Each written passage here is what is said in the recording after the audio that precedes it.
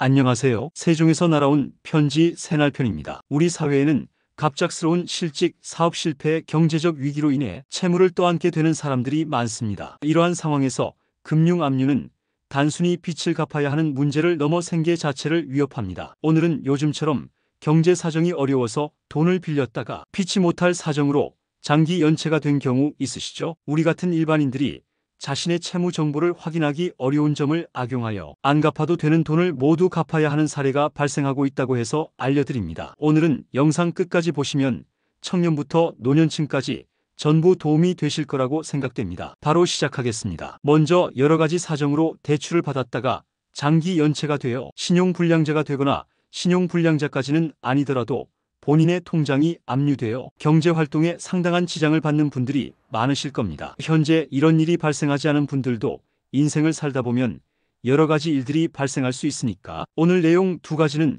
꼭 알아두시기 바랍니다. 먼저 첫째는 연체가 되어서 통장이 압류되었을 때입니다. 2025년 하반기부터는 최저 생활비 185만 원까지는 함부로 빼갈 수가 없게 됩니다. 그냥 가만히 있으면 안 되고요. 지금 이야기하는 이 통장을 꼭 개설해 놓으셔야 합니다. 현재 신용에 문제가 없는 분들이나 연체 중이거나 신용불량자 모두 가능합니다. 최근에 국회를 통과되었으며 지금 바로는 안 되고요. 2025년 올해 6월 이후 시행됩니다. 이 통장은 안심통장이며 바로 1인 한 통장 압류금지법입니다. 생계비 계좌에 있는 1개월간 최저 생계비 185만 원까지는 빼갈 수가 없습니다.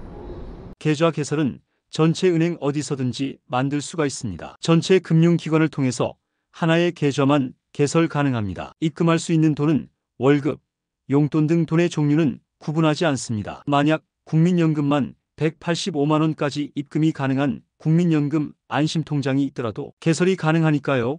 꼭 만들어주세요. 그리고 기초수급자, 생계급여 통장 가지신 분들도 만드셔도 됩니다. 둘째는 최근에 발생하는 일인데요. 금융회사로부터 돈을 빌렸다가 장기 연체하고 소멸 시효가 지나서 안 갚아도 되는 돈을 일반인들이 채무 정보를 정확히 확인하기 어려운 점을 악용하여 대출의 소멸 시효가 지나는 것을 알려주지 않고 대출금을 상환하라고 요구를 하는 사례가 늘어나고 있다고 합니다. 물론 금융기관에서 돈을 빌렸다면 당연히 갚아야 하지만 피치 못할 사정으로 연체를 하였다면 알아두셔야 할 내용입니다. 특히 갚아야 하는 돈을 이미 장기 연체하고 있는 경우는 민사채권은 10년이고 금융채권은 5년이며 물품 대금은 3년이 지나면 소멸시효가 지나게 됩니다. 그래서 소멸시효가 완성되었으므로 안 갚아도 된다고 채무자가 주장을 할 수 있게 됩니다. 그런데 일반인들이 잘 몰라서 일부라도 돈을 갚으라는 회유에 일부라도 갚게 되면 본인도 모르게 채무를 인정하는 꼴이 되기 때문에 이 채무시효가 중단되어서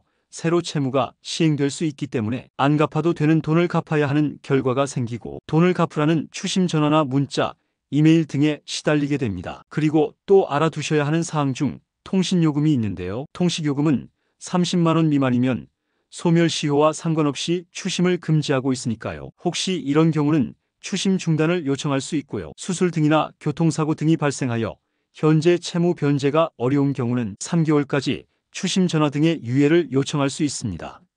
만약 불법 추심을 당한다면 문자, 녹취 등의 날짜나 시간 등의 증빙 자료를 준비하고 해당 회사나 금감원에 신고하면 도움을 받을 수 있습니다. 그리고 채권자의 채무 변동 정보는 한신용정보원에서 제공하는 크레딧 포유에서 확인할 수 있습니다. 경제적 위기가 장기화될수록 사회적 안전망의 중요성은 더욱 부각됩니다.